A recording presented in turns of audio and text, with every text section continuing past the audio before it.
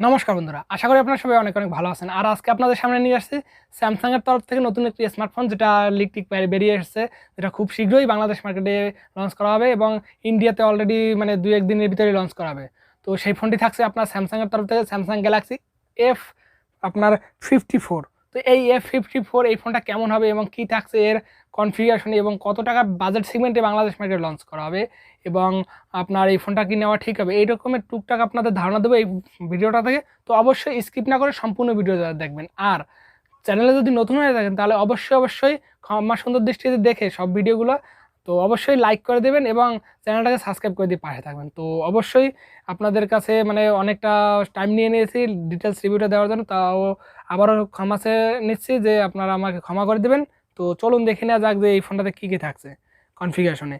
এই ফোনটা আপনার বডি ফ্রেমে থাকতে পারে, যেটা আশা করা যাচ্ছে যে 8.9 মিলিমিটারের থিকনেস এবং প্রায় 200 গ্রামের আশেপাশে ওজন থাকবে। কারণ এই ফোনটাতে ইমপ্রেসিভ কিছু আপনার ফিচার্স থাকছে, যেটা 7000 এমপিআর ব্যাটারি থাকবে এবং আপনার মানে যেটার কারণে অনেকটা মোটা হবে। তো এরকমই কিছু লিক। তো চলুন দেখে নেওয়া যাক যে কী থাকছে। এবং এখানে আপনার ওয়েটটা তো বললাম যে 200 গ্রামের আশেপাশে থাকবে এবং কর্নিং গোরিলা গ্লাসের 5-এর প্রোটেকশন থাকছে এবং প্লাস্টিক ব্যাগ এবং প্লাস্টিক ফ্রেম এবং হাইব্রিড সিম স্লটের সাপোর্ট থাকছে, যেটা ডুয়েল সিম কার্ডের স্লট থাকছে।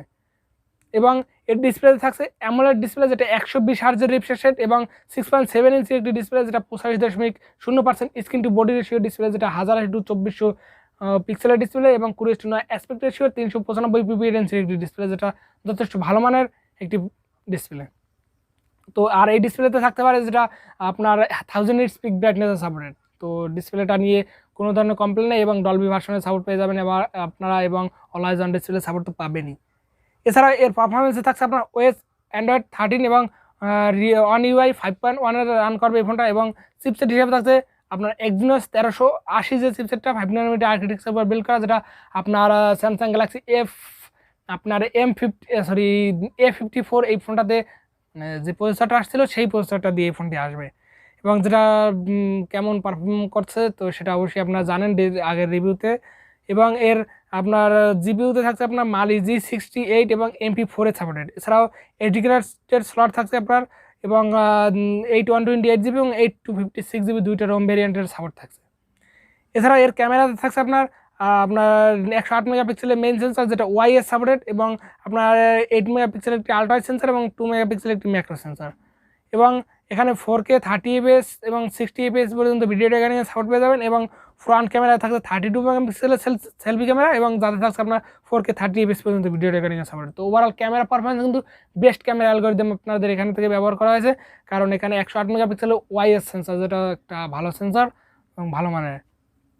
তো ভালো কিছু থাকছে এবং আপনার লাউড স্পিকার সাপোর্ট থাকছে এবং সিরিয়াম জ্যাকের সাপোর্ট থাকছে না এবং ব্লুটুথ 5.3 সাপোর্ট থাকছে, ডুয়াল ব্যান্ডের হটস্পটের সাপোর্ট থাকছে, ওয়াইফাই 6 এর সাপোর্ট থাকছে এবং ব্লুটুথ 5.3 এবং আপনার NFC সাপোর্ট থাকতে পারে এবং FM রেডিও সাপোর্ট থাকছে না, ইউজি type C port OTG supported এবং ফিঙ্গারপ্রিন্ট সেন্সর, যেটা সাইড মাউন্টেড ফিঙ্গারপ্রিন্ট সেন্সর। তবে এখানে কিন্তু আপনার ইন ডিসপ্লে ফিঙ্গারপ্রিন্ট সেন্সরটা আশা করতাম, কিন্তু সেইটা এখানে ব্যবহার করা হয়নি। তবে এবং এটা কিন্তু ফাস্ট এবং অ্যাকুরেট একটি ফিঙ্গারপ্রিন্ট সেন্সর এবং এখানে এই ফোনটাকে ব্যাকআপ করার জন্য রয়েছে আপনারা যেটা শোনা যাচ্ছে 7000 এবং 6000 দুইটাই থাকতে পারে। তবে 6000 এমপিআর ব্যাটারিটা থাকবে এরকম কিছু লিক পাওয়া গেছে। তো 6000 এমপিআর ব্যাটারির সাথে 25 ওয়াটের ফাস্ট চার্জার থাকছে এবং এই ফোনটার কালার হিসেবে থাকছে ব্ল্যাক, ব্লু এবং আপনার হোয়াইট, 3টে কালার ভেরিয়েন্টে আসবে। তো ওভারঅল মানে ডিটেলস রিভিউটা এই ছিল। তো এই ফোনটার কিছু জায়গায় ইমপ্রুভমেন্ট করা উচিত ছিল, যেটা এর ব্যাক সাইডে আপনার প্লাস্টিক না দিয়ে এখানে গ্লাসের ব্যবহার করা উচিত ছিল এবং আপনার এখানে আপনার 3mg জ্যাকেট সাপোর্টটা দেওয়া উচিত ছিল এবং ফিঙ্গারপ্রিন্ট সেন্সর যেটা ইন ডিসপ্লে দেওয়া উচিত ছিল। তো এরকম কিছু দিক কিন্তু আপনাদের ইমপ্রুভমেন্ট করলে এই ফোনটা কিন্তু ক্লিয়ার ফোন হতো। তবে এই ফোনটা কিন্তু যে কনফিগারেশনে আসছে খুব ভালো মানের কনফিগারেশনে বাংলাদেশ মার্কেটে আসবে। তো এবং প্রাইসটাও খুবই ভালো মানের থাকছে, যেটা আনঅফিসিয়ালি আপনার 40,000 টাকার আশেপাশে পেয়ে যাবেন, 40-45,000 টাকার আশেপাশে এবং অফিসিয়ালি যেটা 50 থেকে 60,000 টাকা বাজেট সেগমেন্টের ভিতরে লঞ্চ করা হবে। তো আসলে কেমন লাগলো এই ফোনটার ডিটেলস রিভিউ অবশ্যই কমেন্ট করে জানাবেন এবং কোথাও কোনো ভুল ত্রুটি হলে অবশ্যই ক্ষমা সুন্দর দৃষ্টিতে দেখবেন এবং সাবস্ক্রাইব করে পাশে থাকবেন। তো নেক্সটে কী নিয়ে ভিডিও দেখতে চান এবং কোন রিলেটেড ভিডিও চান তো সেটা অবশ্যই কমেন্ট করে জানাবেন আপনার মূল্যবান কমেন্ট। তো দেখা হচ্ছে নেক্সট ভিডিওতে, সবাই ভালো থাকবেন, সুস্থ থাকবেন।